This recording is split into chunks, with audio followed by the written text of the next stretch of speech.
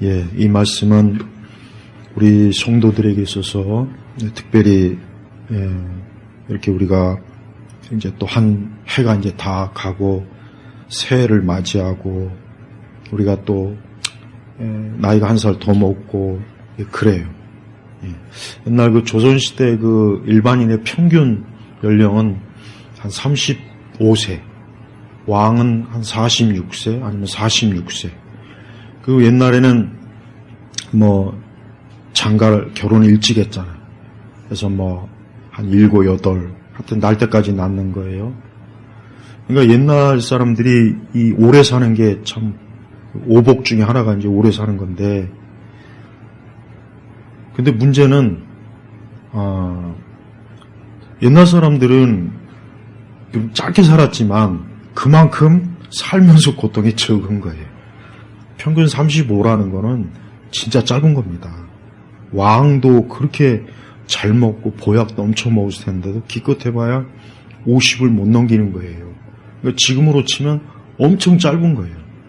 옛날 사람들은, 일반 사람들은 뭐 35라는 건 거의 뭐 10대, 20대도 엄청 많이 죽는다는 거죠. 뭐 온갖 질병으로 죽고, 그러니까 오래 살지 못하는 거예요. 그러다가 이제 뭐 한 30대쯤 되면 이제 죽을 때가 다 됐구나. 물론 옛날에도 오래 사는 사람도 있겠죠. 70, 80, 90 있겠죠. 근데 그 연령대까지 사는 사람은 지금에 비하면 연령은 엄청 적은 거예요. 극히 드문 거예요. 그래서 옛날에는 노인들이 있으면 다 공경을 했죠. 오래 살았다고. 근데 우리 성경적으로 보면은 이 사람이, 물론 사람이 뭐 빨리 죽는 게 복은 아니죠. 좋은 건 아닌데 너무 오래 살아서 사실은 더 많은 문제들이 생겨요. 솔직한 얘기예요. 네. 온갖 질병들도 사실 사람이 오래 살면 아무리 건강관리 잘해도 몸은 쇠퇴하기 마련이에요. 그러니까 사람이 짧게 살아서보다 오래 살아서가 사실 고통이 더 많습니다. 엄밀히 얘기하면 많아요. 근데 사람의 본성은 오래 살고 싶죠. 누구나 마찬가지죠. 네. 우리 성도들은 우리가 지금 시대 사람들처럼 그냥 막연히 오래 살고 싶다. 지금 시대 사람들은 사람 자체가 오래 살고 싶어 하죠. 근데 문제는 대책 없이 그냥 막연히 죽기가 싫고 죽기가 무서우니까 오래 살고 싶다. 근데 그런다고 해서 사람이 오래 삽니까? 아니죠. 오래 못 살아요. 살아도 어느 정도 일정 수명이 지나가면 남은 생애는 질병으로 사는 거예요. 약 먹고. 약으로 그냥 버티는 거예요. 우리 성도들이 인생관을, 특별히 생명에 대한 인생관은 성경적으로 가져야 돼요. 그러니까 내가 나이가 많이 들어서 세상을 떠나던, 젊어서 떠나던, 우리는 하나님의 품에 있으니까 내가 하나님 안에서 인생을 살겠다. 또 내가 나이가 많이 들어도 그때도 하나님은 나와 함께 하실 것이다. 이 믿음을 꼭 가지고 있어야 돼요. 많은 분들이 나이가 드는 걸 두려워하고 불안해하고 염려하고 근심해요. 사실 그럴 수밖에 없어요. 솔직히. 그러니까 어떻게든 의학이 발달해서 오래 살긴 하는데 그 오래 사는 것 자체가 너무나 한 개인이 그 살아가는 데 있어서 자기 존엄성이 참 지켜지지 못하고. 그래서 여러분 스위스 같은 경우는 안락사 제도가 있잖아요. 제가 볼 때는 우리나라도 아마 이제 멀지 않아 안락사에 대한 논의가 본격적으로 나올 거예요. 왜냐하면 그럴 수밖에 없어요. 너무 뭐 고령 인구가 많고 그로 인해서 진짜 너무나 많은 참 어려움들이 많으니까 그렇다고 옛날처럼 뭐 고려장애인지 뭔지 아는 뭐 이상한 거 뭐 우리나라에 있었던 건 아니지만 어쨌든 그럴 수도 없고 오늘 이 말씀에 보면은 하나님께서는 그래요. 우리가 3절에 뭐 야곱의 집이여 있지만은 통칭 우리 성도들을 얘기하는 거예요.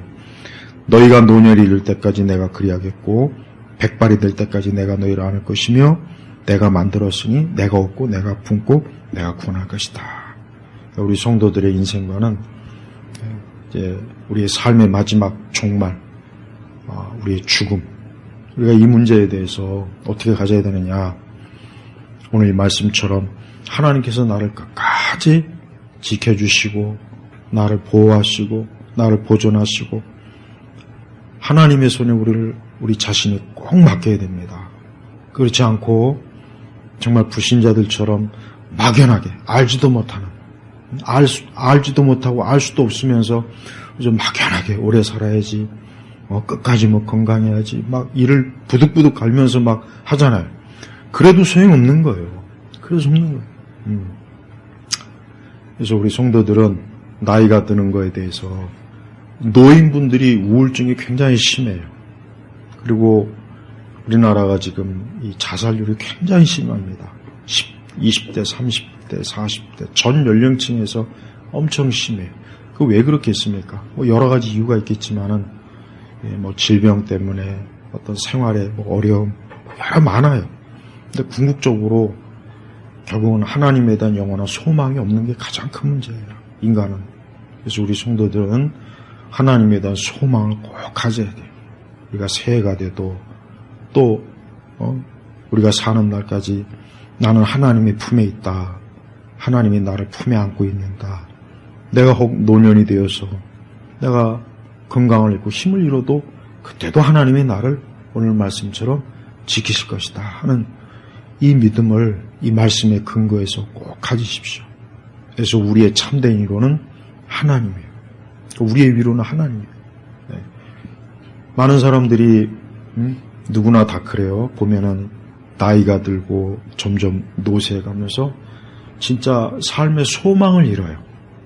네. 그런데 그 소망이 이제는 진짜 아무 기대할 게 없는 거예요.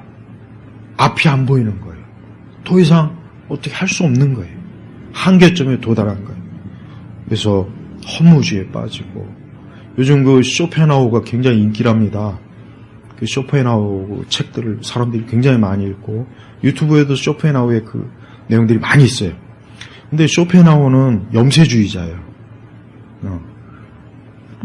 지는 살려고 막 바득바득 하면서 그 당시에 비해 꽤 오래 살았는데 다른 사람한테는 인생 뭐 살 거 있냐 빨리 죽어라 이렇게 조언하고 인생에 대해서 온갖 쓸데없는 얘기 많이 했어요. 근데 사람들이 왜 그런 사람의 그 책이나 그런 사람들이 왜 관심 가질까? 그건 왜 그러냐? 우리 시대 사람들이 염세주의자가 된 거예요. 쉽게 얘기하면 삶이 뚜렷하게 인생의 길이 안 보이는 거예요. 왜 살아야 되는지, 또 삶이 어떻게 되는지, 끝까지 어떻게 살까, 또 죽음이 어떻게 될까 모르는 거예요. 그러니까 쇼펜하우와 같은 철학자들의 글을 읽으면서 좀 위안을 받으려고 하는 것 같은데 거기에 아무 위안 없습니다. 성경에서. 성경 말씀이 오늘 이런 말씀도 있지만 얼마나 성경이 우리를 평안과 안식으로 인도합니까? 내 삶의 여정 가운데서 매 순간순간마다. 우리 성도들은 다른 것을 통해서 위로받으려고 하지 말고 내가 하나님으로 위로를 받자. 또 내 삶의 마지막 끝에서도 주님이 나를 붙잡으시고 나와 함께 하신다. 또 내가 나이가 들어 병들어도 주님이 날 버리지 않는다.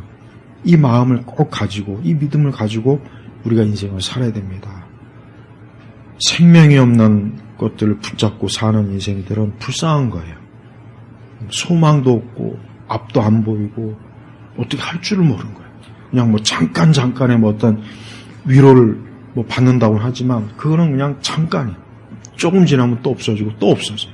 하지만 우리에게는 영원한 소망. 저는 오늘 이 말씀이 특별히 오늘 올해 2023년도 마지막 주일이고 올해 마지막 날인데 그래요. 너희가 우리 모두를 얘기하는 거예요.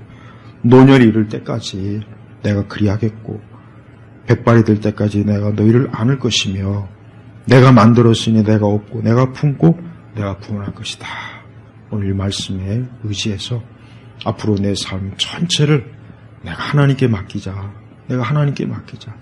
나도 나이가 들고 병들고 기운을 잃고 혹 쓰러질 때도 있고 생명의 어쩌면 끝자락에 다다를 수도 있겠지만 그래도 나는 하나님이 계신다 하는 이 믿음을 여러분 꼭 가지셔야 돼요. 이건 인간의 실존의 문제예요. 누구나 다 겪어야 되고 닥쳐야 되는 문제예요. 근데 사람들은 막연한 두려움이나 뭔가 막연한 어떤 허황된 걸 붙잡고 있어요. 근데 둘 다 결국은 어둠이고 캄캄함이에요. 그래서 우리 성도들은 오늘 이 말씀을 잘 붙잡고, 나는 주님의 품 안에 있으니까 나는 하나님께 내 영혼과 내 육체와 내 모든 것들을 주님께 맡기면서 내가 인생을 살아나가자 하는 그 믿음을 가지시고 사시길 바랍니다.